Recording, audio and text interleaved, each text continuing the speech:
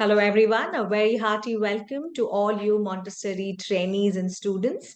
And today is the second day of our training program, and I'm excited and thrilled, just like each one of you, to embark on this exciting journey to explore this commendable education in Montessori education. In yesterday's class, we went through the program on introducing exercises of practical life. We also learned about what is Montessori, and we also learned a little bit more about Dr. Maria Montessori herself, and gave that educational style towards this pragmatic way of learning. Now, throughout this today, we are going to dwell much more deeper into learning the practical life skills and its transformative impact on how it would be affected on a child's development. So, we have understood in the last class that EPL is not just only about the daily tasks. We also learned that it is a gateway to foster independence. We learned it is helping our children to refine their fine motor skills. We also learned that the young children are becoming much more responsible, isn't it? So each one of you participated in this training, and we also have some more new participants for today. In case if you have missed the learning of yesterday's, we will share you the recording. You can always go through that and learn how these techniques which are implemented can impact your child's learning. Now you can possibly work with these exercises not only at your home, but you can also adapt the same in your classrooms also, and it's going to bring incredible benefits when we talk about the well-being of a child's emotional development, be it cognitive development, be it the social growth. Okay, so having all of that particular exercises, what we would always be working as like today we are going to work on this practicality of how do we introduce these lessons to our children.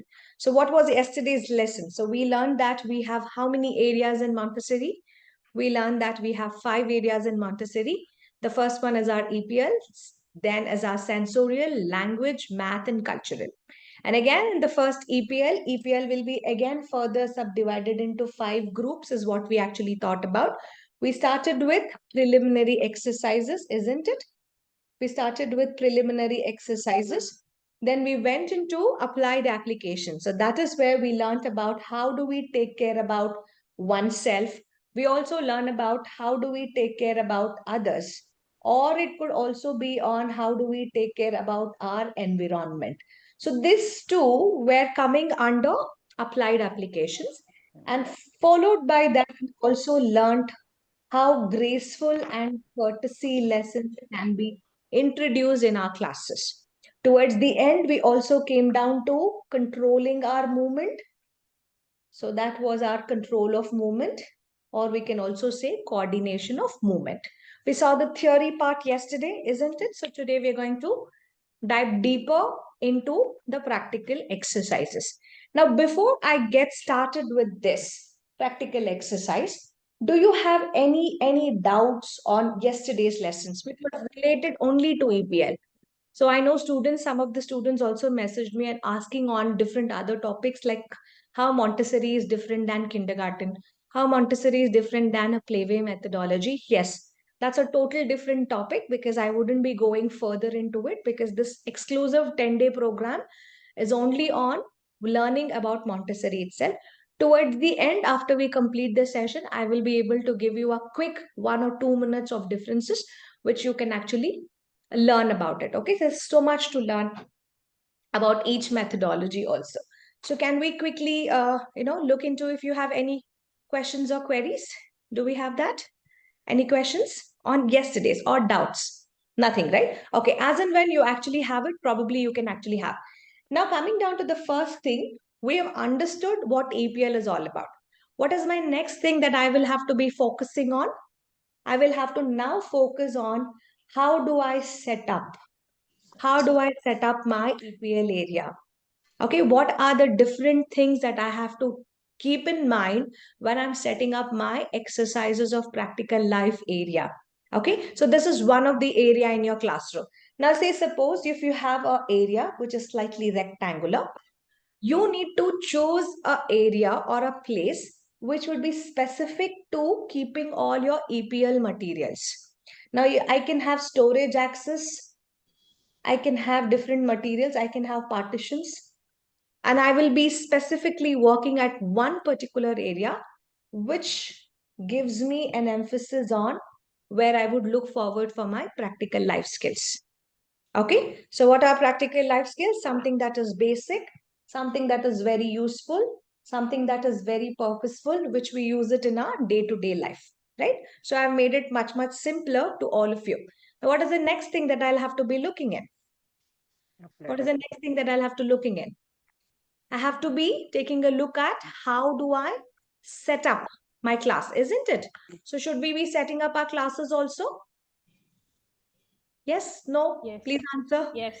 Yes, we have to be setting up our classrooms also. So I'm going to share you some of the tips which I have used in my classes to set. Maybe it might help you also. So I've also made notes just to help you. It is not there in the course, but this might actually help you. Okay. So one thing that we have to work is on, you have to follow a principle. Now, what is my principle over here? What is my principle here? To set it up the right way, you have to follow a principle of you will set everything the right way. It is not according to how you want. It is according to the guidelines of Montessori, how you need to orderly place. So do you promise me on that, that you would follow the principle of Dr. Maria Montessori's principles? How every material which has got a meaning, which has got a purpose is placed. This is the first thing that I will be working on. The second thing is you need to have dedicated shelves. Okay, when I talk about the shelf, every material that you're going to have should be placed where? Should I give them a box or a carton? No, it has to be placed on a shelf. Now, that material will have what? It will have a purpose. Okay, the purpose of the material could be what? If I take a tray, if I put a bowl here, two bowls, the purpose could be I'm using those bowls to transfer something from one bowl to another. If I'm putting a spoon here, if I'm putting a spoon here, one second, guys. Yes, in case if you're actually putting up a spoon here, that will again be looking forward to developing a skill of what?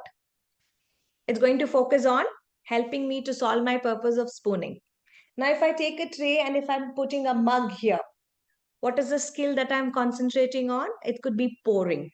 Pouring, it could be wet pouring, it could be dry pouring. It's absolutely your choice what you want to introduce. But what I'm trying to say is, whatever could be the material that you're going to be positioning on your shelf should have a purpose. You would follow a principle of Dr. Maria Montessori's way, wherein you will orderly place things. You will follow every material when you're placing those material, and that activity should have a purpose. Okay. Now, every time the child is being introduced, don't you think that they feel that it is a real activity? Yes. Because you're giving all the real objects, right? So I am focusing here on the real time application.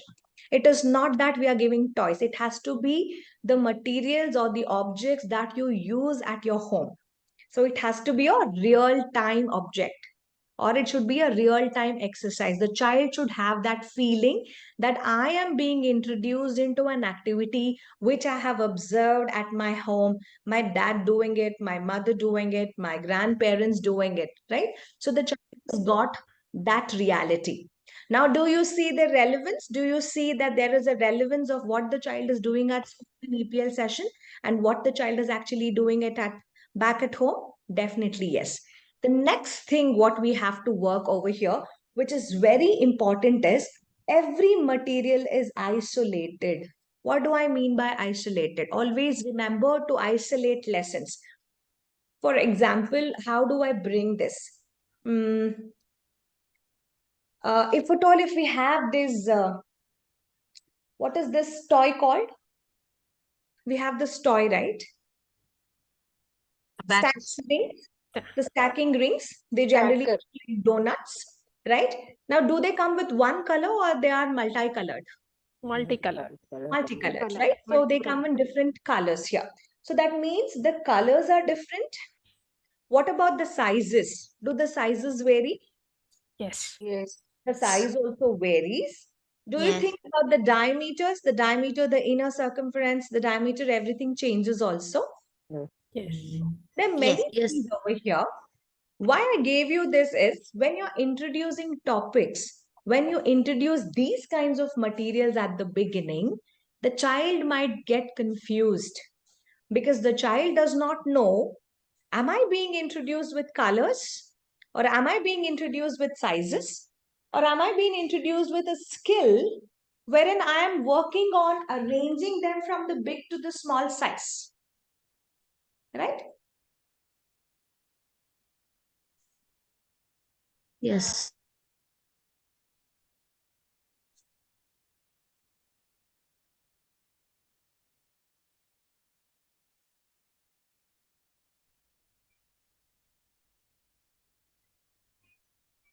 So I have a lot of difficulty in understanding all these because the child has got a major confusion here. He or she is unable to understand about the topic of what is the skill that I am mastering. Now, are you with me? Are you able to get what I'm trying to communicate with all of you? I would not be introducing multiple skills at the same time. I either focus on color or on size or on shape or on stacking, okay, one skill at a time. So it's important for me when I'm setting up my classroom. I promise to myself saying, I always remember to introduce lessons by isolating. So that means let me introduce one concept to the child which the child can understand it first. Let them master colors, let them master sizes, then I would be able to integrate both of them. Now what is the next thing that I have to work? The next rule for me, or the next tip could be, whenever I introduce lessons, I always start with simple exercises. From simple, I will have a transformation to my complex exercises. Always from simple to complex. Now, what is simple? Carry a tray from this place to that place. Very simple. Now, then I put an apple on the tray and I ask the child to move it. It's slightly heavier. Then I give them a bunch of apples and I ask them to transfer. It's more heavier. Then I put a bottle over here and then many apples over here. So what happens? I'm still working under the same skill of transferring or carrying or walking from one place to another. But did you see the intensity of the exercise? I'm moving from simple to complex itself. So always keep this in mind. Slowly you can add on. So each day you would be able to add on. So begin with what the child needs the least amount of concentration. Okay, don't try with activities of math and other things because they need a lot of concentration at the beginning. Don't introduce language lessons at the beginning in a Montessori lab because that needs a lot of focus and concentration. Always start with EPL. Now what if I give them a tray and two bowls and I ask the child to transfer grains from one bowl to another? Does it need a lot of focus and concentration? No, the child will immediately pick it up and they start transferring. What if I give them two tubs of water and ask them to soak water from a sponge and to squeeze it out? It doesn't need a lot of concentration, it doesn't need a lot of focus, but the child gets into the activity spontaneously. So, this is my next rule. I would always begin with activities that need least concentration. Okay, so please note down, I would always begin with activities that needs least concentrations. Could be like pouring. I can start with pouring. I can start with spooning. I can start with squeezing. I can start with transferring. What else? Pegging, all of that. And then is what I would be moving to my most complex exercises. Okay. Now, when I begin with my pouring skill, when I start with my pouring, since I said that is very easy, now you will be also be able to see differences in pouring also. When I begin with my pouring exercise also, or my spooning exercise, I can either take pouring or spooning. Let me take spooning. What are the different ways that I would be able to spoon? Can somebody tell me? Some use left hand, some use right hand, some use both the hands. Correct. Yes, some use left and right. So we are also talking about the dexterity here. Am I a right-handed person? Am I a left-handed person? It totally depends upon the strength of the child's motor ability. So we work on the dexterity. Yes, definitely. Yes. What else? Different sizes of spoons, ma'am. Sizes of the spoons. Wonderful. Okay, this was something that I was expecting. Sizes of the spoon also does matter, right? Yeah. What else? We work on the size of the spoon, correct? And what is the material you're transferring also? Yes, Is the it a material that I'm transferring, is it grains or is Cons- it water? concentration. Concentration What kind of concentration? on the object. On the object. Okay, Okay. that's a skill that the child is going to develop. Now, I'm asking about what is that you're going to give them the versatility.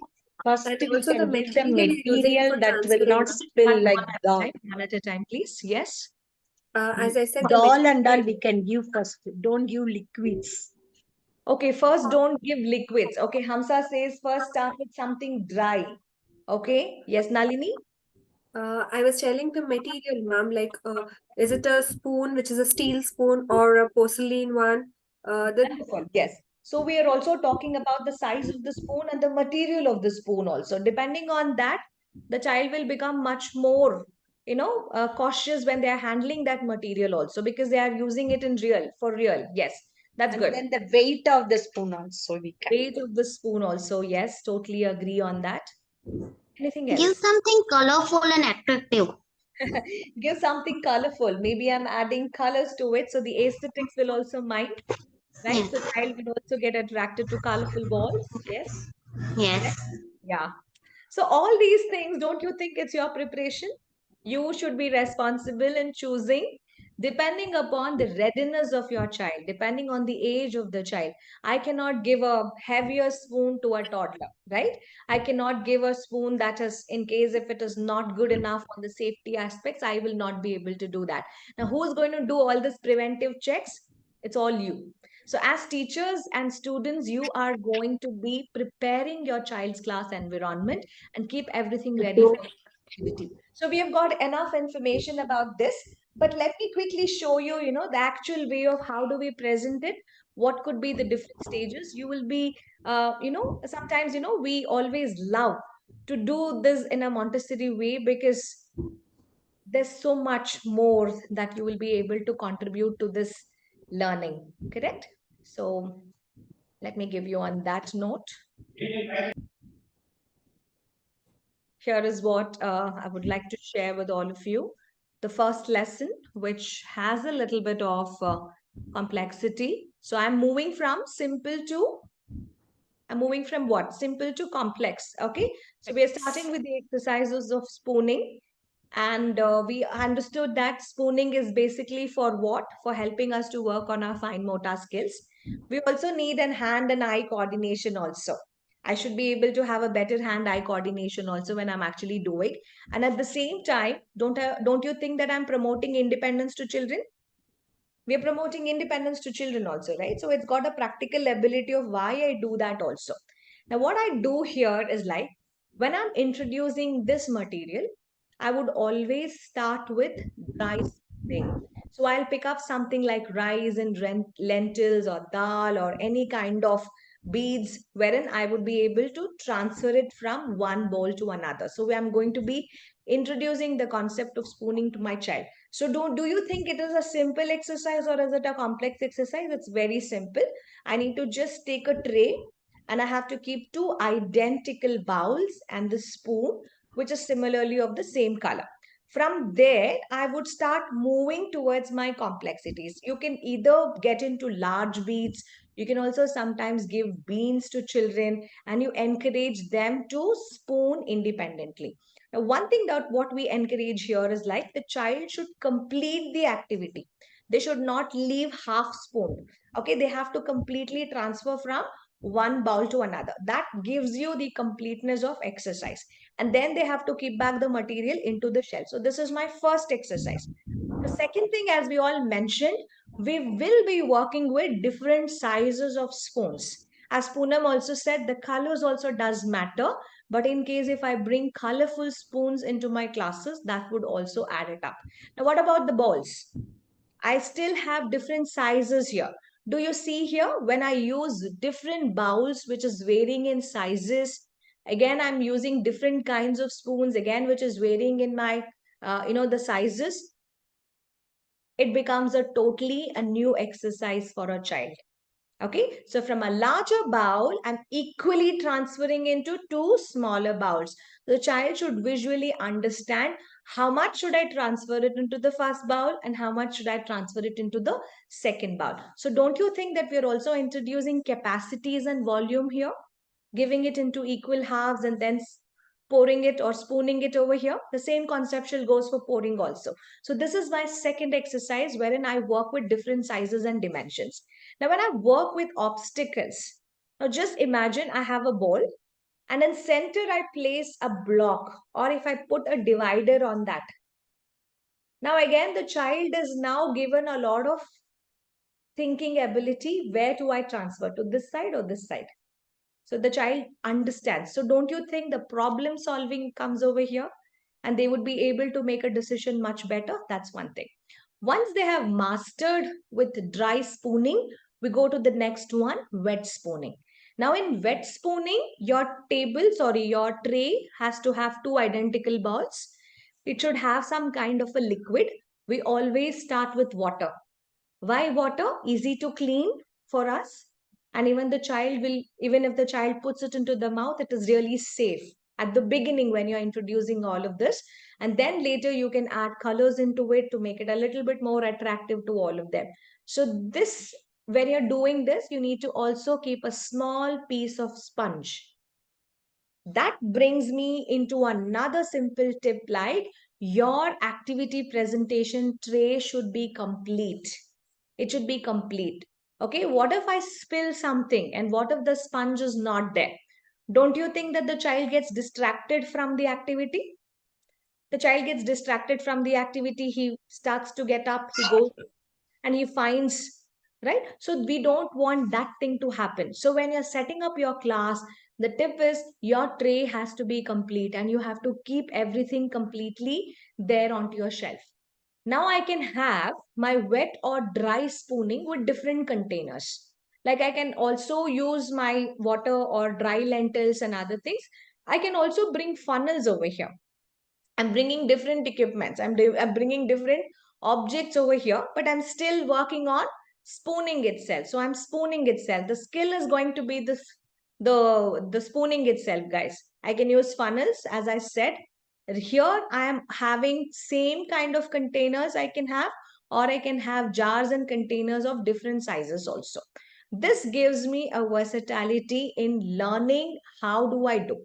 The next one, which could be little challenging for a child. Now we are moving from simpler to complex, isn't it? The most difficult one, or the difficult or the complex one for a 3-year-old is when a teacher gives them that tiny dot or a marker or a marking line and she says, you have to only spoon until this mark is getting filled up. So that becomes a little complex exercise for a child because they need to be more accurate. They need to be more vigilant and always looking, am I crossing that line? So that helps the child to control their movement into spooning. So these are all the different exercises that you will be able to do. Towards the end, what I do, now every skill I isolated. Now, do you think here from first to 7, I isolated the skill. First skill was just a simple transfer from one bowl to another. Second, I gave different containers, different spoons. So I isolated again my second concept wherein I worked on sizes. Third, I gave an obstacle. Fourth, I gave them wet spooning with water. Then I gave them a funnel and a different tool to actually work with. Then I introduced spooning into funnel from different containers and different sizes. Then I ask the child to spoon with precision. So each activity till here had its own skill. Now, once the teacher becomes confident that the child is able to do everything confidently, what do? You give all of that, and now you'll be able to see the child will be able to pour from the mug, transfer from this bowl to another. They find a dropper, they take that particular dropper, they actually take a pinch of that, and then they're going to be using it. See, this is how you start integrating different exercises into one thing. So your goal should be towards starting with the simpler one to the complex exercises. Such a simple exercise, but you see that you have so many steps which is involved. So what happens here on your shelf, when you're adding on your shelf, what should all be your ways? Your shelf should have multiple. If I have 10 students, should I have 10 balls? I should have only one ball. If I have 10 students, should I have 10 funnels? One funnel. 10 students, 10 skills, wet pouring? No, one tray which is set up with this. Why? Because we don't want to add more and more, but we want to add more activities onto the shelf. This is where the child will learn one skill per this. No skill will be duplicated. Okay, so this is something that teachers you should know. If I have 10 students, I can't create 10 shelves. Sorry, I cannot have 10 trays with the same activity. The child will have to wait for its turn. They do this exercise, they give it. But everybody is still working on spooning itself. Maybe for this child, I'm introducing wet. Maybe for the other child, I'm introducing dry pouring. Maybe for the other child, I'm using it with two identical bowls. For the other child, I give different kinds of bowls and I ask them to transfer. So I can have the versatility of my exercises, but I cannot give. So the tip when you're also setting up your practical exercises is we don't duplicate any of the trays. We don't duplicate. That's what, when you go to any of the Montessori schools, you will find each material only one. Unless you have many children and they're not able to do it, otherwise, you will have only one material for each skill. So, what do you observe as a teacher? You observe that your child is progressing from simpler to much challenging tasks. You gave the child, you introduced one about this transferring, but the next day when you gave a different tool, the child knew how to do it and the child was much more independent. It also encouraged them to spill up. Now, this is one more thing. Like, say, it's a beauty of Montessori is when they're spilling something, we learn from our mistakes, right? So, what do we do when we spill something? Do we hear the gentle noise? When you're spilling something, like grains, if I spill, do you hear noise? Yes or no? Please be interactive. We hear, right? Yes. Yes, ma'am. Yes. Yes, That yes. itself will tell me that Ma'am. I spilled something. That itself will tell me that I have spilled. So that means I know that I have made a mistake, and Montessori environments are good to do mistakes. We are learning from our mistakes. We are all human beings. So what do we gently do there? We have all that freedom, and as you teachers, you would encourage your children to clean up that mess and whatever were the spills, and you will make sure that the child was responsible enough to create that mess and the child was equally responsible to clean it up. So what happens? It is helping them develop appropriatively. They are able to respect the material. They're able to do the tasks much better in a good way. Now, what can be my different trays? How should my trays be all sorted? Now, if you see, I have 8 trays. The first one is a simple pouring exercise. Then I have that dropper. So maybe I take a solution and I drop it into something else. Maybe again, I have a different kind of spoon if you see there. Okay, we usually find that in the grocery store, the third tray over here. It's a different kind of a spoon here if you see. And next one is like, see the dropper, the bottle is very tiny and I'm going to be dropping it into this bowl. And then I'm going to be pouring something into this glass from a mug to glass. And I'm also using this filter because I'm trying to filter some material over here. And then again, I'm using that injection syringe wherein I'm sucking that liquid and I'm pressing it. Again, all these things indirectly, are we not using our finger muscles? We're definitely using our finger muscles. So, be it directly or indirectly, I'm still working towards my language development. I'm working towards helping the child to write better. So, we are working on the fine motor development of our children. So, EPL trays are very essential. So, this is how you would set in your classes. If you don't have wooden trays, any tray, you take anything. Just keep two bowls, two cut to anything, jo kuch bhi hai, glass, tumbler, anything. But you have to make sure that the child completes this particular skill. Okay, so that's your first one that we were talking about. Uh, this exercise of pouring. Okay, now moving to the next one, it is similar. We're again working towards a skill called pouring, right? So we worked on spooning. Now we would be working on pouring. Okay, coming over here to pouring.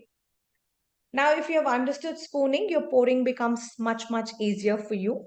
So from here, we go a little quicker because we have understood the basic. We have seen how different that we are moving from simpler to complex ones.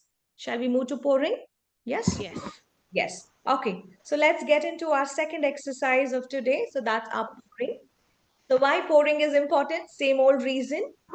I want to help my child to work on fine motor skills, Hand-eye coordination. hand-eye coordination. I want the child to concentrate better.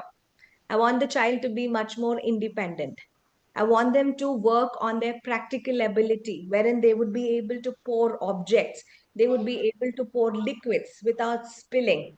Okay. And that will also strengthen their hand muscles. So I want them to work on it. So what's my simple exercise? I take my tray, I keep 2 mugs, which is real. It should not be toys. It can be with plastic, it can be porcelain, it can be glass, anything. On that, I need to have liquid. Or you can begin with dry, anything dry. You can keep some rice or lentils. You can always start with dry pouring and then you can eventually go with your wet pouring. Okay, so when I'm working with this for the dry pouring, I would take some pictures. Okay, so that's easy for a child to always start with. So I use materials like lentils and rice or small beans. I take that. How do I demonstrate? So I carry one of the picture very gently. If it's heavy, I support with my other hand. So this is how you need to also introduce, because sometimes if you're given them the real pictures, it could be a little heavy for a child. So you have to lift it up very carefully, give a little support of your other hand and gently pour it down. So this will help children to work on gaining control on carefully pouring. It's not that, they immediately pour it and they spill it all over. They have to slowly pour it. When they're slowly pouring, when they're steadily pouring without spilling, what is happening? The child is trying to gain control over his movements. The child is getting that. Now, the second skill, what I have it over here is like, I use different size pictures. One could be larger, one could be smaller. So I'm filling all my rice and lentils into my larger picture because now I want the child to hold even a heavier one. Okay, so more pressure, more strengthening exercises. Now I'm trying to pour into the smaller one. So from a large to small, don't you think that the child becomes even more cautious now? They become really cautious. Now, what is that I'm going to introduce here? Am I not introducing my math conceptuals here? I'm still working on volumes. I'm still working on capacity. I would still have something left behind because already my small pitcher is filled. But I still have some more, ma'am. How do I pour it? The first one were two identical. So I could pour everything onto it. I poured everything onto it. So it had equal volumes. Whatever was there in the first one was there in the second one also. Now when I have here, I would have something which is left behind. Now the child would also learn about volumes and capacity. Next, I move to wet pouring. Start with water. Teach children how to pour water from one to another, slowly, steadily, smoothly, without spilling. If we spill, we make mistakes. We take the sponge, we dab it. It's not that this. We take the sponge, we gently dab where we are spilled. Sometimes we also keep a small bowl wherein we could squeeze that and again gently dab, and then you have to squeeze it and keep it so that others would be able to use it. So this is your wet pouring with water. Now I have wet pouring with different containers. Very easy. I'm moving towards my complexities. Complex. Bring in various shapes. I bring in different sizes. I provide variety of jugs and bottles and pitchers. Take a look at the necks of all of that. Some are very tiny. Some are little broader necks, right? So when I have a broader neck pitcher, it becomes easy for me to transfer or to pour. When I have the smaller ones, it becomes challenging for me. And that's when I move towards adding on to funnels. Okay, so I bring funnels into it. I can tell children, in case if you're finding it very difficult, you can use another material. So that's our funnel. Okay, so when you're having to pour from larger container to a smaller container, you can always do that. When we do this, we are gaining again control on our movements, and at the same time, we're working on the hand-eye coordination. So funnels do bring in a lot of effectiveness in our activities. Now, what about this? As teachers, you always want complex exercises, right? You want your child to pour with good precision.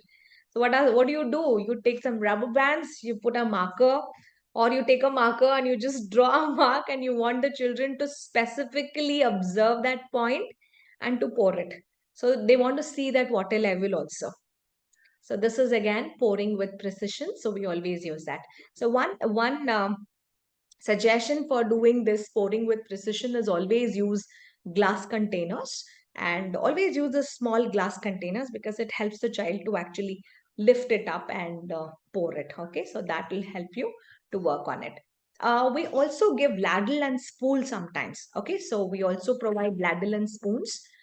Sometimes pouring, it's not required. If you just want one spoon of it to be poured, okay, because you want measurements, especially when you're cooking and other things. If you want to measure, we always use those ladles and spoons, right? So that the measurements becomes easy. You can scoop it in and you can also pour it into it, so that can be there. And towards the end, an amazing exercises that you already introduced, you gave them isolation exercises. Now you want to set up much more complex exercise. This is where you give a child different jars and pitchers and mugs and jugs, and you ask them to pour water. Okay, so you give them droplets, you give them spoons, everything. Let the child manipulate and work with all of that. So this was transferring with multiple steps. So what did you observe here? Same thing as what we did in our spooning. We observed that the child was ready to do. We observed that the child learned every activity with so much of joy. We observed that the child had given all the freedom to pick whatever tray that he was interested in. And we also observed that the child was practicing independently, and it has been helping him to do the tasks at his home also. We also saw if there were any spills, it promoted responsibility to a child to clean up that mess. And slowly we increased the complexity because it allowed me to work on refining their ability. My child is becoming better and better each day. I'm helping the child to concentrate better. I'm helping them to develop really better. So these were my observation. Okay, so clear everybody? So that was our simple instruction on pouring. So what's my next tip? So that brought me towards the tip. So where did we stop on that tip? Can somebody tell me? We were working on activities of spooning. Much before that, where did I stop on that tip? Real-time exercise. Yes, I said it has to be real time. What were my skills? What were my tips? I said it should be real. Yeah.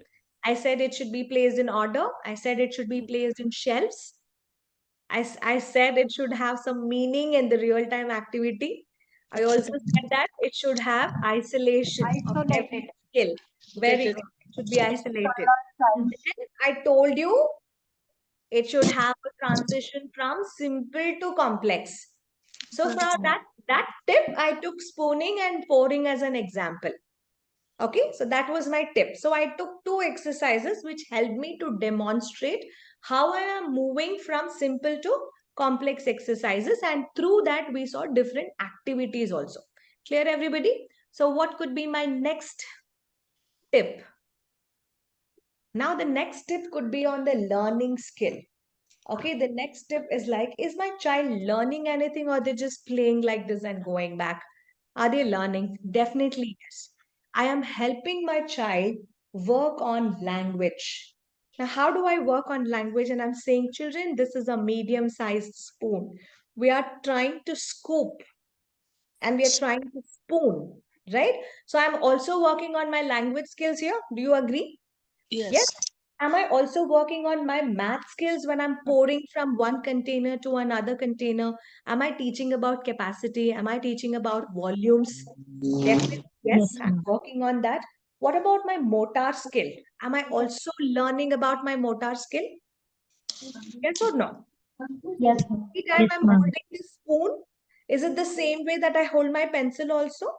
If I'm holding Yes, it in ma'am. the right way, don't you think that I'm strengthening my hand muscles? Yes, Definitely, yes, I'm strengthening my hand muscle. So that is where I introduce something called as my pincer grip. I'm working on my pincer grip. What about the directions? When I have two identical balls, what was my direction? I'm always moving from Right to left. right to left or left to right, depending Right. on depending on That's it. that also. Sometimes I would also be able to direct the child left and right directions. Mm. Correct? Yes, ma'am.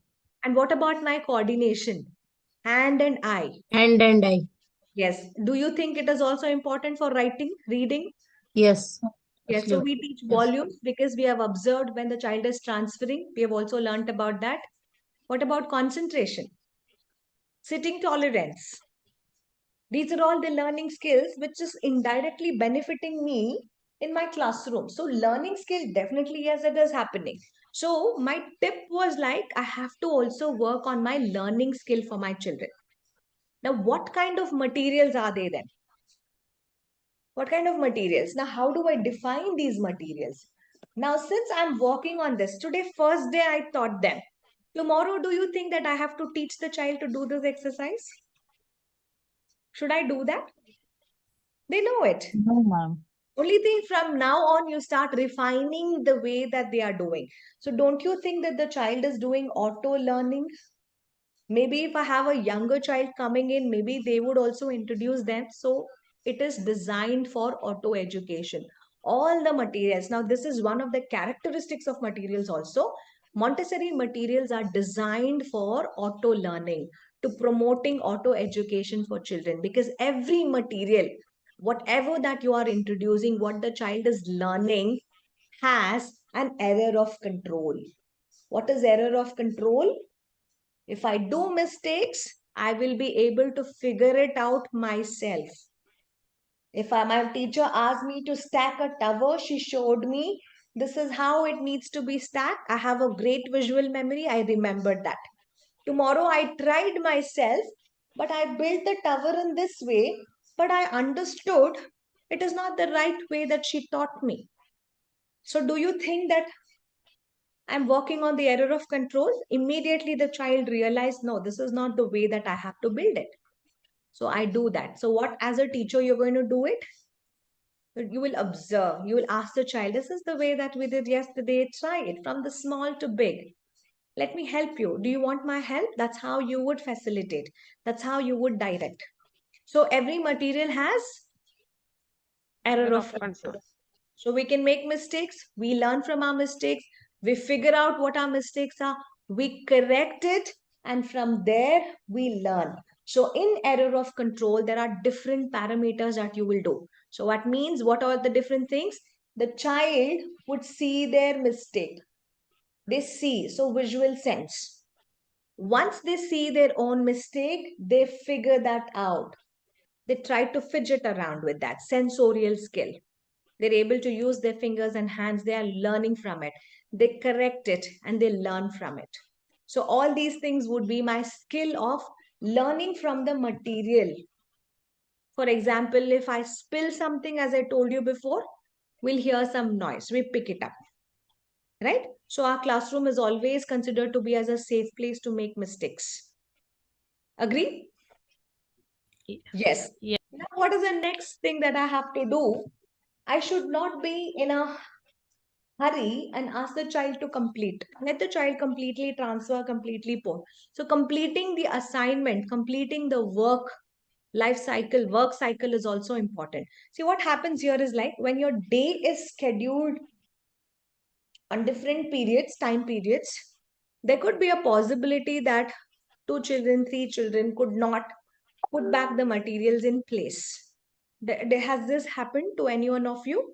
That the children, how much ever that you introduce, also children do forget, right? So they are forgetful about keeping back the things. So sometimes we end up that, we don't have time and it is time for us to go back home. We don't do that. So what happens? There could be a possibility on those days and that time, we lose out some parts of that material.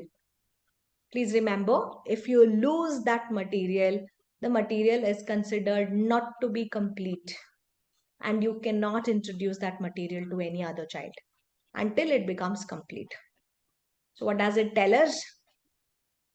You should be very, very careful in keeping back all the materials.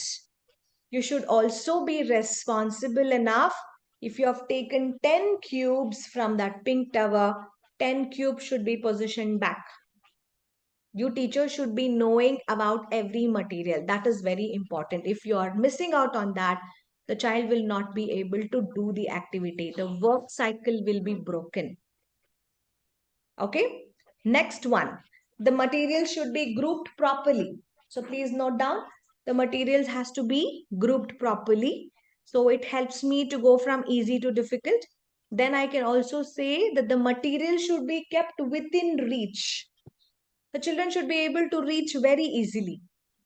I should not be stacking anything really high. And the material should also be child sized. Okay, so I cannot give anything which is very big, which disrupts their learning. And the material should always be clean. So you have to dust it, you have to clean it and keep them neat. Okay, and you have to make sure the material will have different quality like colors, sizes, shapes, textures, forms. So you include all these materials of different kinds of qualities and always keep limited material only. Don't fill your environment with too many materials. Too much, too confusion also. What is not required for your presentation, you don't have to introduce that. So keep limited supplies. As I said, one skill, one material only. So that will help you to work with the exercises. What could be my next thing?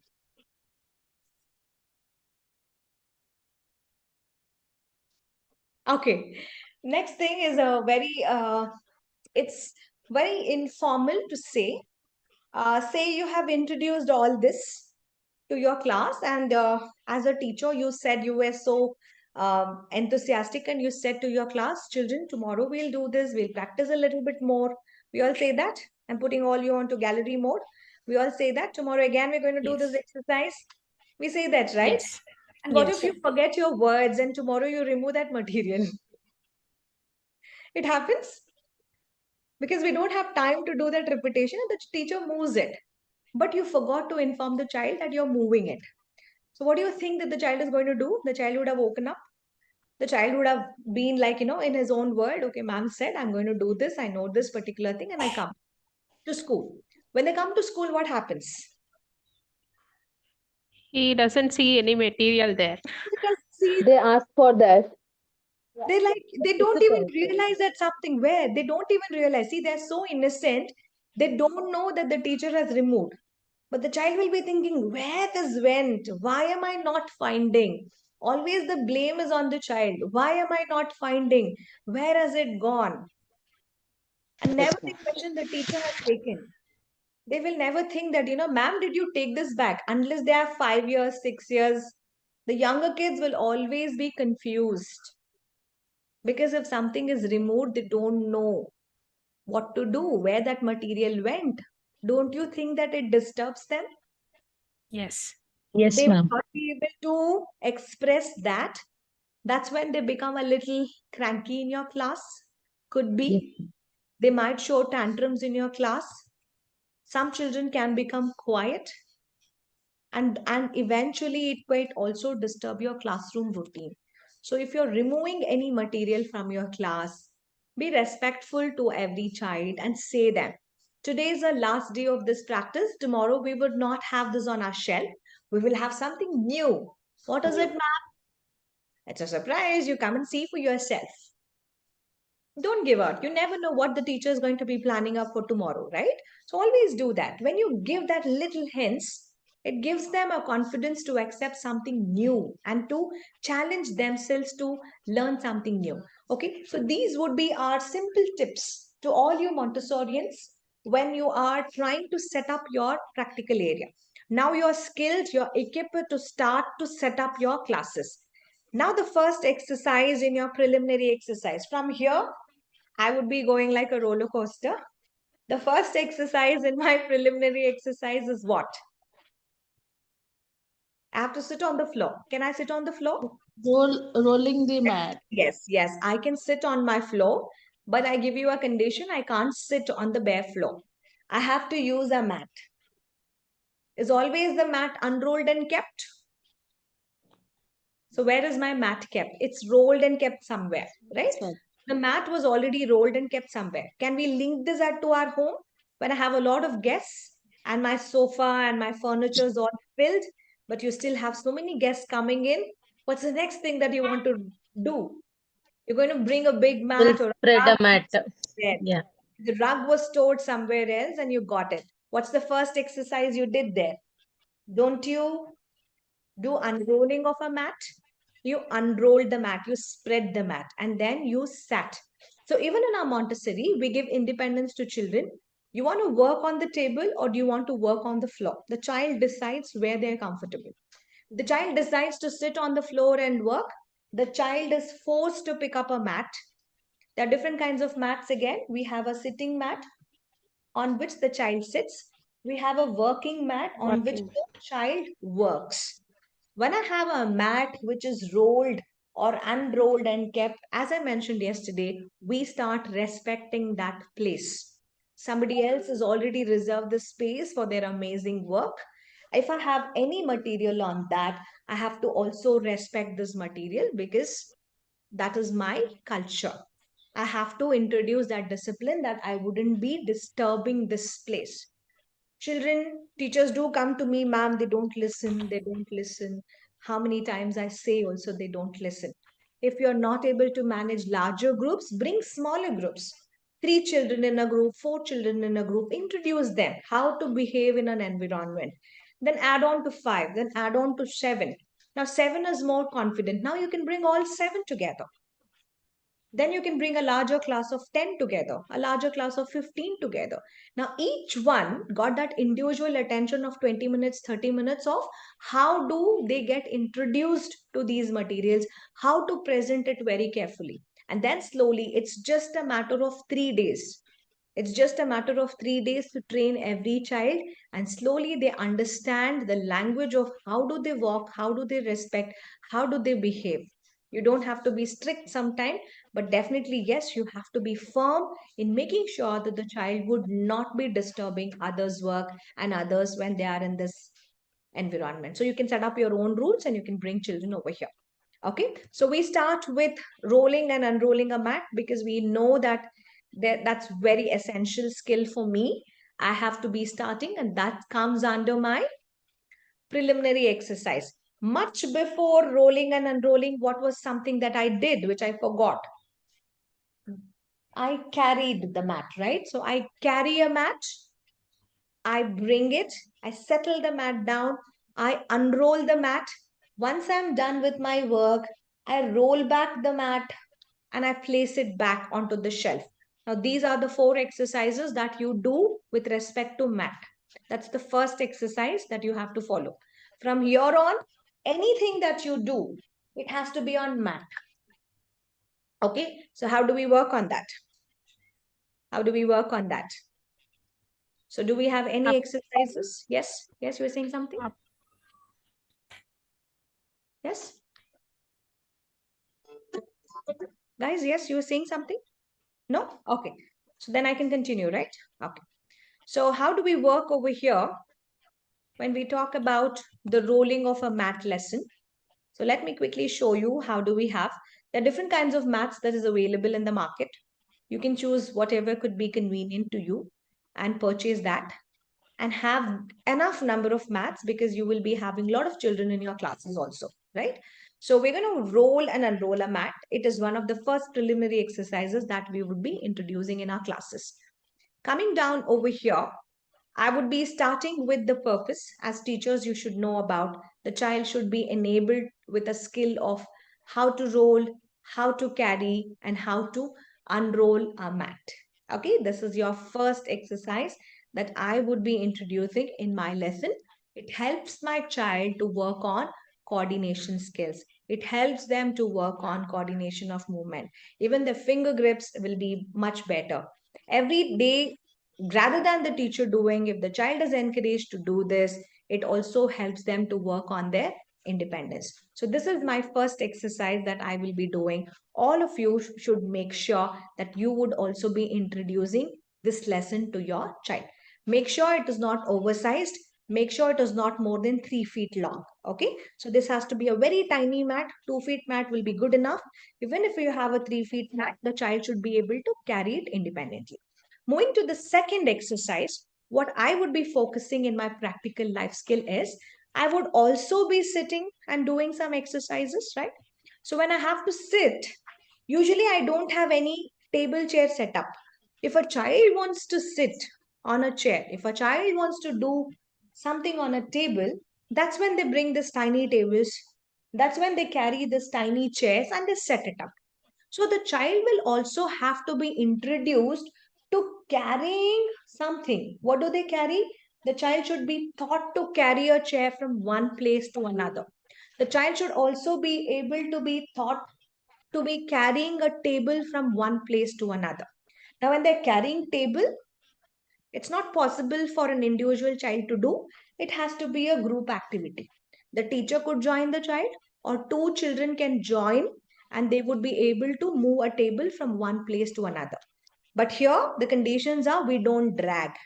We don't have to drag the chairs and tables, but we gently carry it from one place to another place. So this will also be my second exercise, and that comes down in my preliminary exercises of how do I carry. Okay, so this will all come under my early years itself. So I'm going to show you a video from Discovery Montessori. So I've taken this recording from their channel, which will help us to understand because I don't have a glimpse right now. You will see the little girl trying to carry a chair. So she is going to lift it up, and she is not carrying from front or from behind. She's carrying it from the sides, which gives her a better coordination and control of how she needs to carry it. And she's moving from one place to another. Maybe she's going to settle down at that table, or she might want to stack it up at some other location. Okay, so maybe the child carries it back to the same location. You can introduce it. But usually we don't put any of the tables or chairs. If it's an open space, the child will be able to have it. So this is the first skill that you would be able to work with children. So this is carrying a chair from one place to another. So is our next exercise, which talks about carrying a table, right? So carrying table is also essential. So I have to use two people should Two carry people. from one place to another one. Another. Now, eventually, when I'm working on sitting and standing, or if I'm using my chair, what is my next thing that I have to be working is how do I sit? How do I stand from my chair? As teachers, it becomes very important, and it is our responsibility to introduce the way that the children will have to sit. As soon as they sit, they start rocking the chair. We all have this issue, and you have to tell them that it is important to take care about themselves. They don't have to rock on the chair, they have to sit straight. Otherwise, they can sit on the floor if they prefer rocking. So when they're standing, they have to gently stand, and they have to push the table inward so that others will have good amount of space to walk around. So this is related to our table and chair. Okay, so let's move to our next exercise, which talks about carrying a tray. From here onwards, there are few things which goes as a mandatory. One is our mat, the other one is our tray. So how do I carry my tray? Just imagine if this is my tray, I will have to carry my tray parallel to my ground, right? So I have to carry my tray parallel to the ground and I have to walk from one place to another. What is the importance of tray? If I have to pick up some objects from different shelves, rather than grabbing everything like this and moving from one place to another, we give trays, we give baskets, or we give the bigger bowls. The child can take whatever that they need into that material and they come back, they sit down. So that is my next exercise wherein I would be able to carry my tray. Now, what about if I have any sharper objects? We use a lot of sharp objects in our classes. We use Yes. sharp objects in our classes. What are the sharp? Scissors, Definitely, yes. We use scissors. Yes. cutters. Cutters we use. Yes. And how do you handle even the pencils? Pencils, pens, Sometimes even the edges of the table, right? edges of the tables, but how do you carry them? I'm asking about how do you carry? Edges of the tables, you need to be more precautious. You need to put some kind of a soft rubber padding to it so that the child is not getting hurt. Now, what I'm trying to say is like there are few things which is unavoidable in our classes. For example, when they're using a pencil, the tip of the pencil is always sharp. Okay. For example, in case if I'm eating with my spoon or my fork, the fork tips could be sharper. If I'm having a ruler could be sharper. The edges of the steel ruler could be sharper. What else? It could be sharp. If I'm using knife in my class, butter knife or any other child's friendly knives, the tips and the edges of the knives can be sharper. But how do I work with this? How do I carry? Always the sharper edges towards me. Okay, when I ask somebody to pass on something, can you pass me a pencil? You have to introduce your lesson. Look at the tip of your pencil, hold it over there, pass it on. Can you pass me the pen? Take a look at your pen, which is the sharper edge. Hold your hand over there, pass it over. So you do this exercise. So you always encourage the child to hold on to the sharper edges, then you would transfer. So here, when we are working on these lessons, there are many things that we need to be considering. Okay. So let me quickly introduce a little briefer note on this because this is related to safety. And we need to be more cautious when you're introducing lessons on how do you carry sharper objects into our classes. Okay. So that helps me to take you over here. Let me quickly share my screen. So it gives me that. So I have taken a few of the examples. Maybe I've taken a scissor or anything. So here, my intention is only to help the child to carry sharp objects. What should be my focus? Focus is always on safety. I'm giving this. I want the child to be good. I want the child to be learning the skill. But at the same time, I'm also focusing on the child's safety. I'm also focusing on others' safety so that the child will not be misusing this. When do I start? I have to also consider the age. I have to also consider the readiness. I will only introduce these lessons if the child is good enough to understand the safety regulations.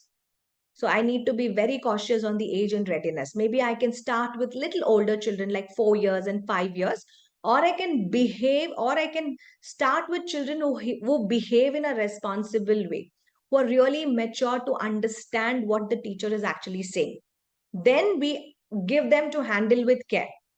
Then I bring in the safety rules. I tell them about the importance of why should we carry it safely. You cannot avoid. You cannot avoid scissors and knives and all of the sharper objects even at home, neither at school. But you give them different rules like why is it so important to carry them safely, to keep them safely, to keep all the pointed edges downwards, right? Even the pencils, teachers keep it upwards. No, the pencil tips has to go downwards. Even the pens, you need to keep it downwards. Why? Because that's important. So you start teaching the children right from the younger ages. If you see anything that has got a sharp edge, point it downwards and keep it. Okay, and never you will be running around holding them. These are the two safety rules. So you do it in music lessons, you do it in a very hard way, up to you, but safety rules has to be given in your classes. Now what could be my demonstration things? I can pick up these kid safe knives. I can have a crinkler cutter. Generally we use that to cut the slices of bananas and other things. I can also have the chef knife. Okay, so the child becomes much more curious when they're actually learning with that. I can always begin, if you're worried, with a plastic knife, or you can start with a butter knife. They're not sharp, but they are also performing an actual task of cutting, right? So I'm introducing here that these are also knives. I will also introduce how careful you need to be, even though it is not sharp. So I will show them how to handle, how to pass it on to others very safely. This is how I begin my demonstration. Now, when I'm demonstrating this, even though the child is passed to another child, I cannot move out from that place. The supervision has to be there because the child is still using knives. Even though there is a minimal risk also, you should still be there.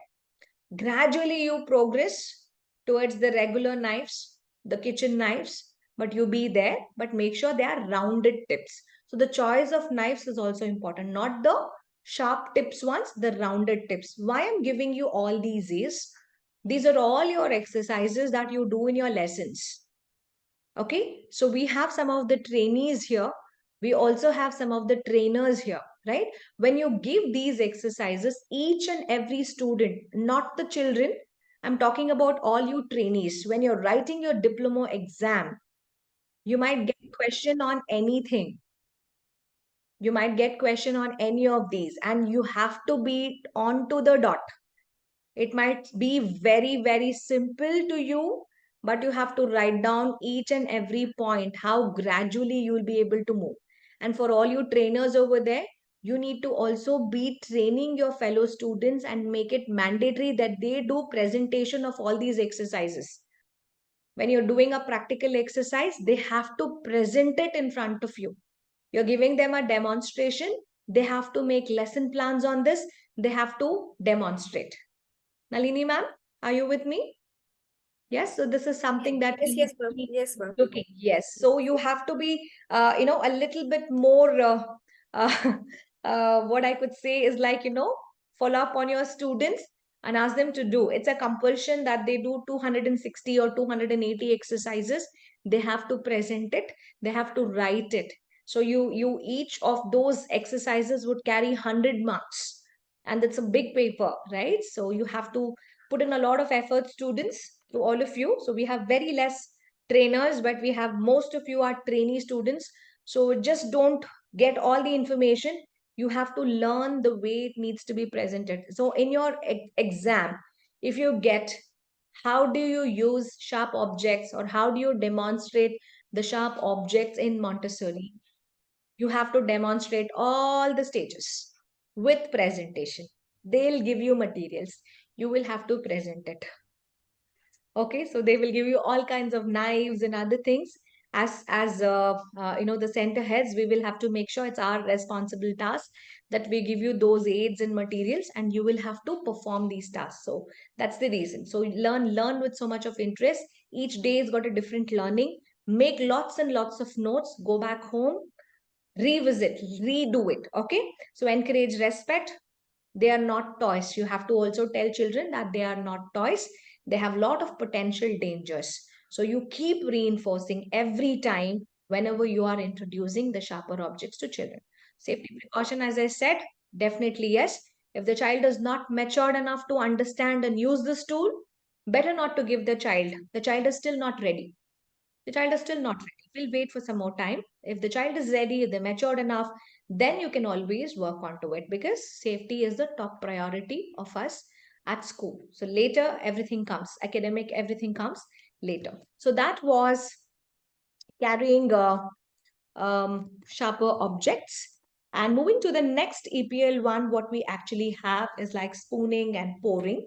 And we also have to look into folding cloths. Okay, so folding cloth is also important. So we always do that at our home. Our cupboards needs to be, neat and clean. So we always have that. So how many of you have a very neat and a clean cupboard?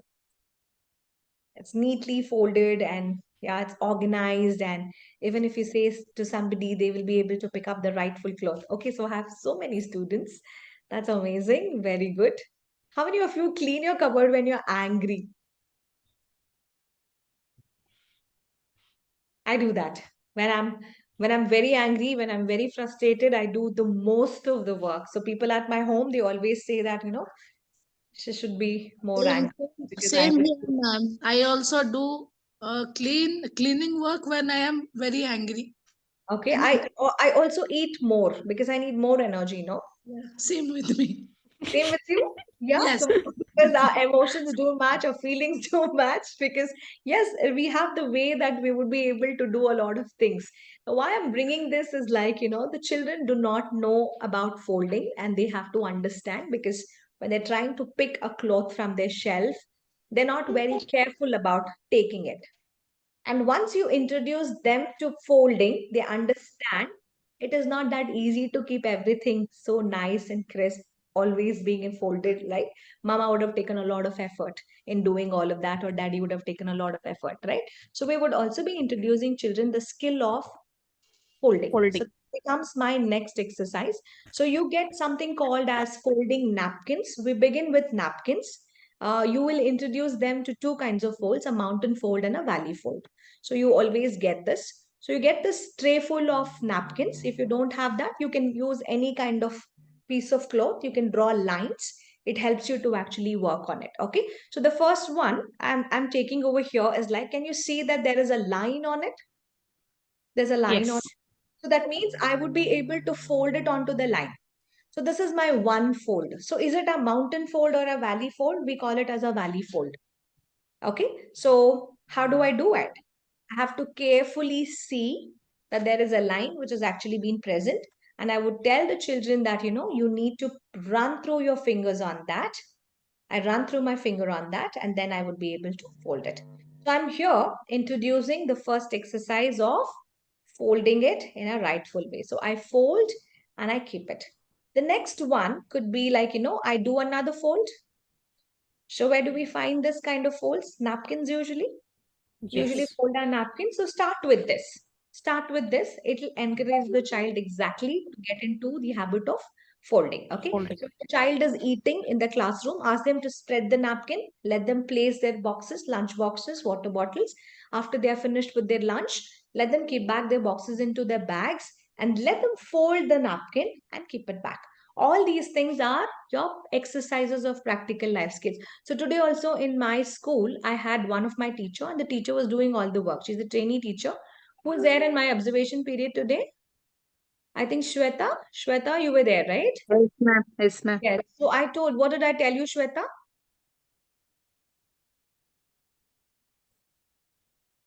She was doing it for every child, folding the napkin.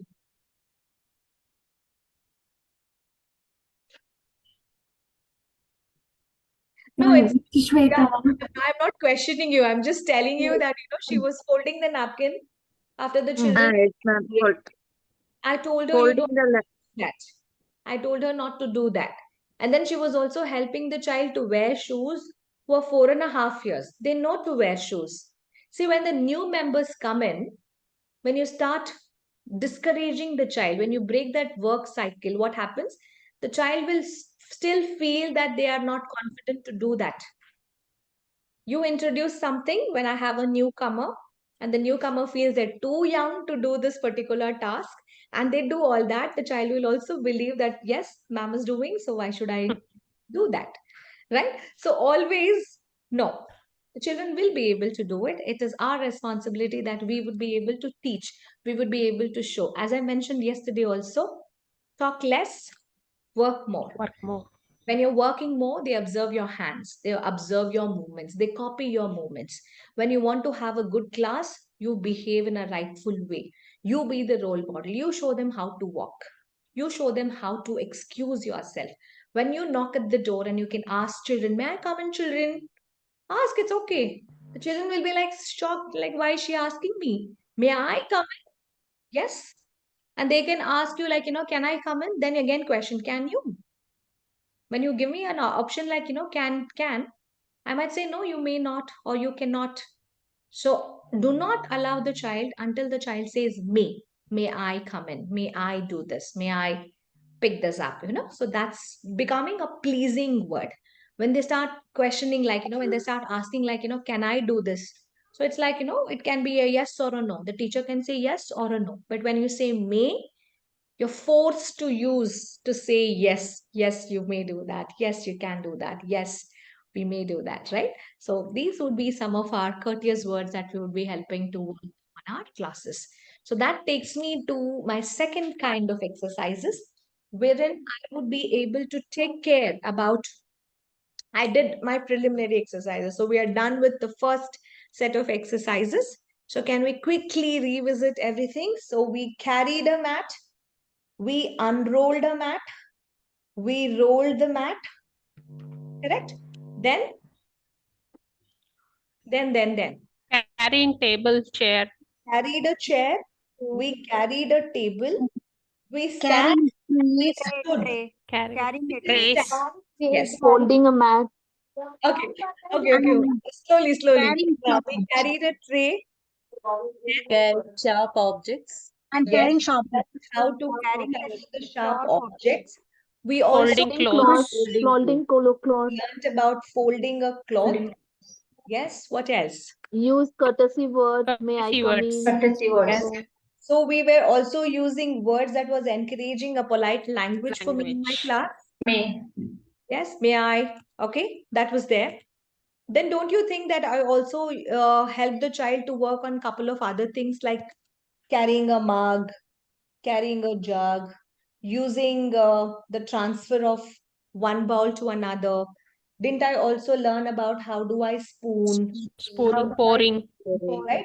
Spooning, pouring from one bowl to another. all that. Using. Eventually, all these things are helping me to work on my what skills? On my exercises of EPL. practical life skills. So, apart from these, we also look into my other skills. Since children are working with books, they need to also take care about their belongings. They should know how to turn the pages. They should know not to scribble inside the book. Many children, when you give them a coloring activity, they want to color in every page. They want to scribble in every page. That's because they're never introduced to respect the book. Okay, so we have to show them how to gently carry the book, how to carefully open the title of the book, the title page of the book, how to turn around the pages very gently, maybe holding from the tip of the page, scrolling it through, and then moving it. Like, how do I do that? Say, for example, when I have all of this, so maybe I can actually take from the tip of my book, I come gently down, then I would turn. I always help the children to take the tip of the thing, come here, let them do a couple of times so they understand the goodness about how well that I have to be turning the pages. So books are very important. So what do I help here? I help the child how to carry a book, how to open and close the book, how to turn pages of the book. That reminds me of working with doors. How do I open the door? Is it very little that I open? No. When I'm opening the door is completely open. So it is latched to the stopper, or my door is completely locked. That also brings me on to my mannerism. If I'm angry, I don't shut the door. I don't show my emotions on banging the door. I have to be more respectful on that. That shows my aggressive behavior. Okay, it is related to my mannerism, the way that I would open and close the door. That also helps me to work towards something else. When I'm eating, I'm working closely with bottles and boxes.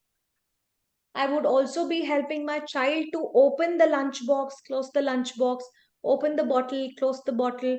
The child is getting a lot of finger muscle exercises. So we're introducing them to learn about their basic skills, their useful skills, their daily skills or daily tasks, which has a purpose, which has a meaning, which has a skill that needs to be developed. So my EPL is all about that. So then I complete my exercises. That is my first, how many exercises now? So we have completed all of that.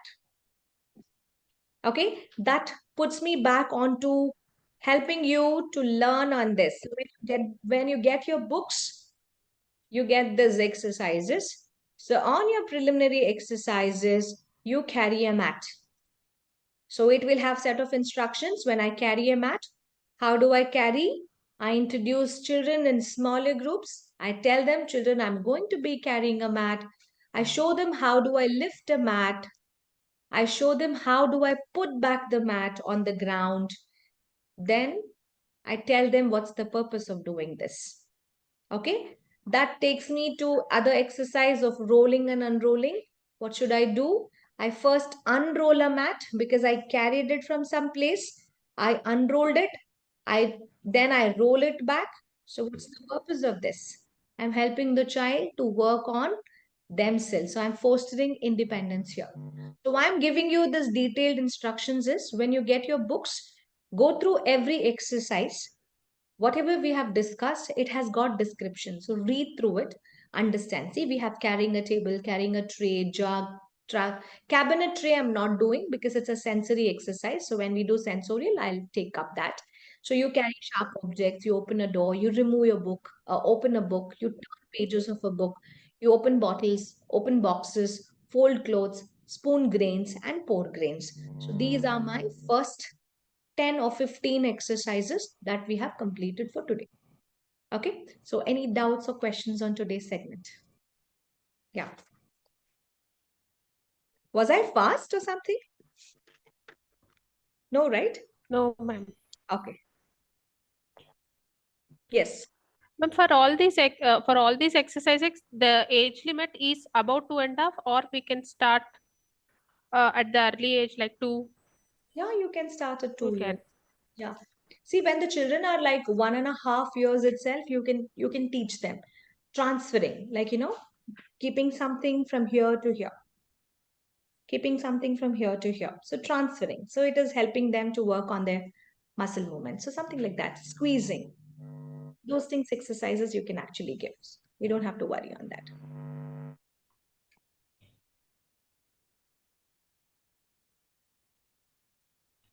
Anything? Okay. So if you don't have doubts, maybe I'll ask you the other way. What was one thing which you liked in today's class? One thing. Each one will have something. So one thing that what you liked in today's class. I think Let the me most We- important one, Nalini here, ma'am. Yes, So Nalini. I would like to address is the way you took forward the PLE lessons, like the complete thing and how it was linked, especially from the preliminary exercise of uh, rolling and unrolling of a mat to the last exercise which we Yes. usually follow in the PLS greeting. So how it was taken. So I can now, easily relate everything, and so do even for the trainees, how each activity is interlinked. It's not like okay, if you're considering rolling and unrolling a mat is one activity, uh, pouring activities, though either it is wet or is a different activity. No, all of them are interlinked to each other. So the chain, how you stitched, I can say, to the complete activity was wonderful, So thank you. Yes, so that's something so nice of you, Nalini, for giving me that, because that's how I do. I never stick to one topic. That's the reason students should ask more questions. Because when I was talking about the tips and suggestions, I somewhere mentioned that we do from simple to complex exercises. So that is when I quickly jumped into pouring exercises, because pouring has a lot of exercises, an opportunity which will help you to understand how do I move from simple to complex. So when you take up lessons also, Nalini, so these would be your suggestions. Like, don't stick to lesson number 1, lesson number 2. You would know it. How do you want to do it in your own way? But towards the end, if you follow, that is what I said on the day 1 itself, there are multiple steps. So maybe someday, all you 4 teachers, we can meet on another meeting, because I don't want to give that information to the fellow trainees because it will be too much of an information. I'll also talk to Sudev so we can have a specific meeting for an hour or so. The entire program of your practicals and your theory, how I have divided as into a very simple 20 steps. And there's a different way that you would interlink when you do your theory, what exercises to be integrated with your practicals.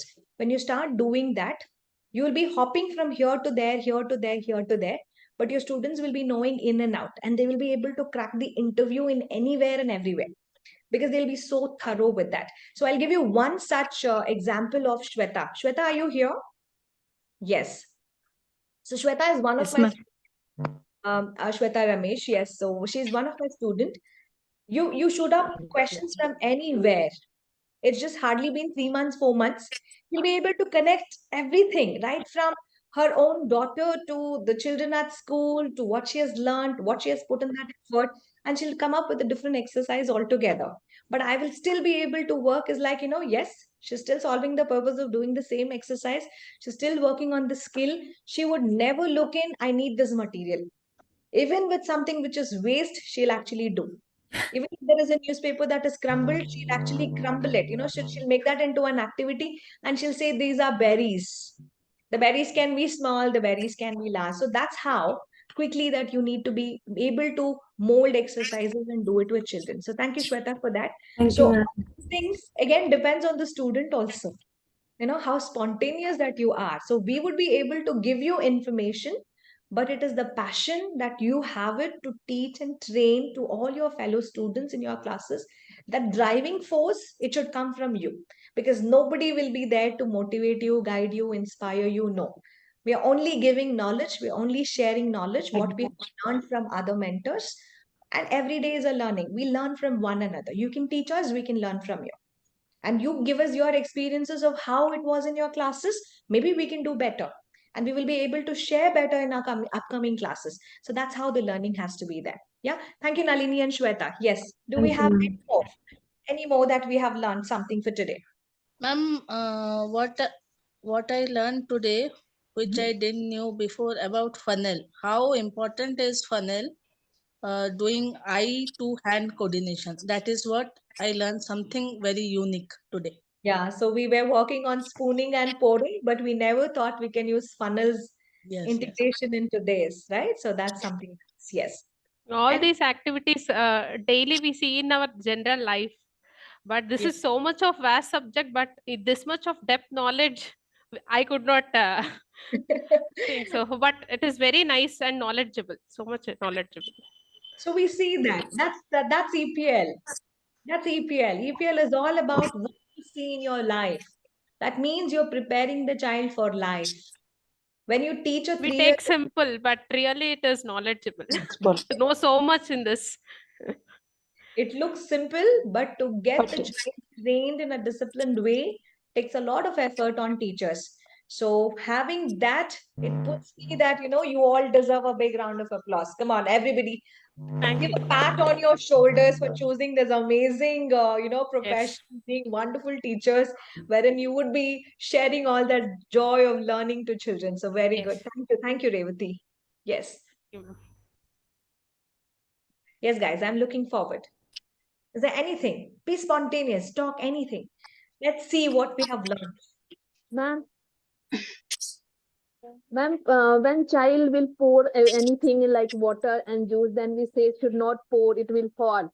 Hmm. But today I got the information pouring is the activity that increase the eye and hand coordination of the child. Yes. So So we they always should do. we always teach them not to do something. But have Yes. you thought about in case if you pour anything by mistake, have you introduced to clean it up? Playbook. Yeah, so we have to clean And up. That's why we have to keep cloth in our class. We have to Hard keep sponge. tissues in our class. We have to keep some sponges in our class. Those are prepared exercises. So so you have here to we be can ready say for that anything. we can learn by mistake. Yes, and our classroom is a space wherein we learn from our mistakes. From Okay. tomorrow, I hope, Shefali, that you would not be saying, pouring, don't pour. No, you will always say, let's, it's always, you use a word, let's pour carefully. Bring you also be a part of it. Let's do it together. You want my help? I'll show you how to do it. Let's do that. You can try, you can always do that, rather than saying you pour it carefully. Change your We word. used to say at home to our child, actually. We used to say at home our child, don't pour, lift the things, you will may get hurt, you will fall down, like that was actually. So safety is also important. If you give them the responsibility, they will learn, and their muscular strength would actually increase. That was a very good point. So Shafali says, at school we are different, at home we are different. Can we also do that to our children at home? Definitely yes. There's so much for them also to learn and to pass on this information. Very well said. Yes, Pallavi, you had something to say.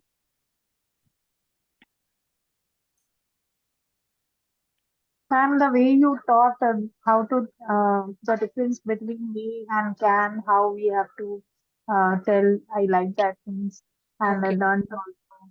okay. There The are way that sometimes it went they on. are, yeah, That's good. and Yes, Pallavi. Yeah. So sorry.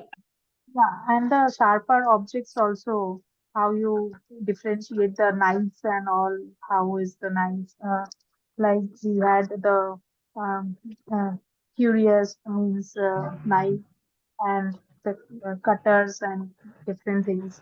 So how we should keep in the means class, and how should we introduce the smaller children. That's, Lovely, lovely. Yeah, sharper objects is something which is very yeah, important. yeah, very Ma'am, important. Yes, ma'am. yes, Padmini Important. ma'am, would you like to add on anything to what Pallavi said?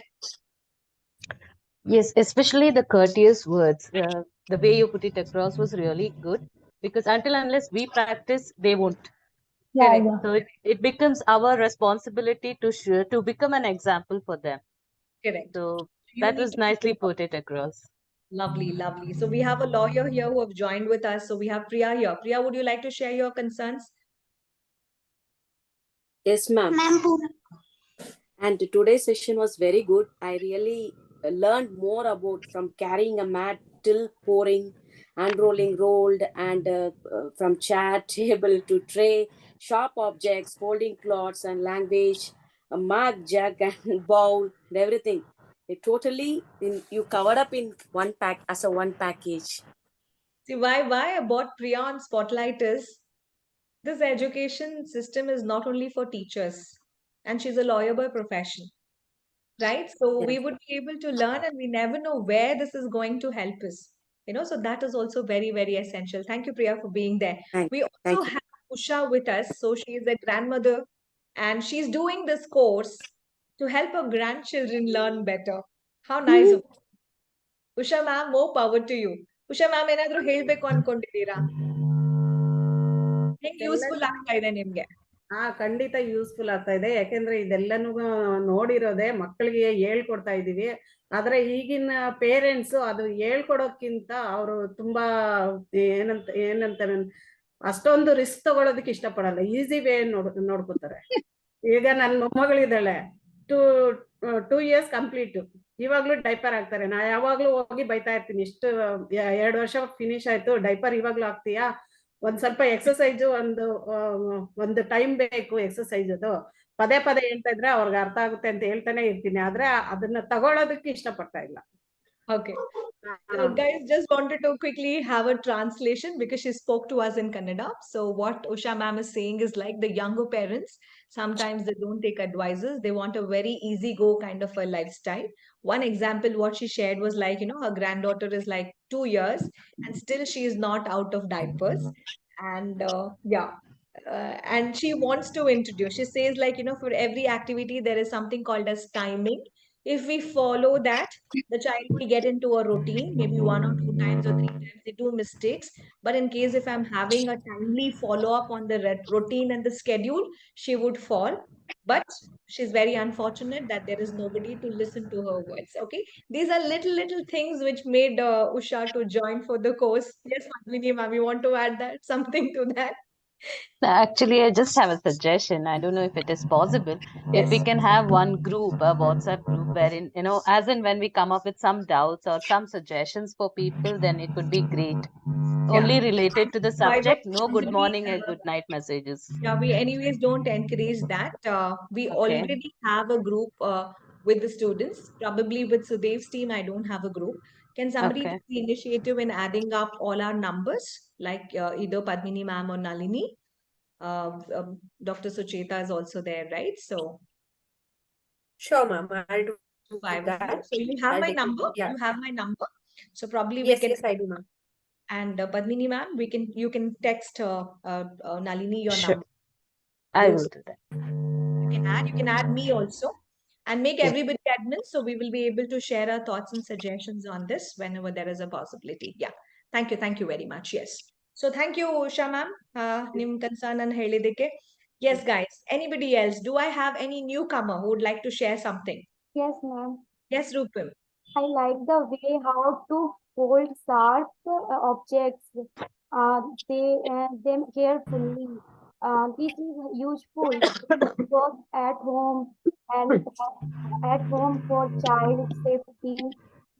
Safety, yeah, safety is concerned. So we learned about safety, how to be more cautious, and yeah, that is something very good. Yes, Rupam, you got a very good conceptual. Lata ma'am, would you like to add something onto it?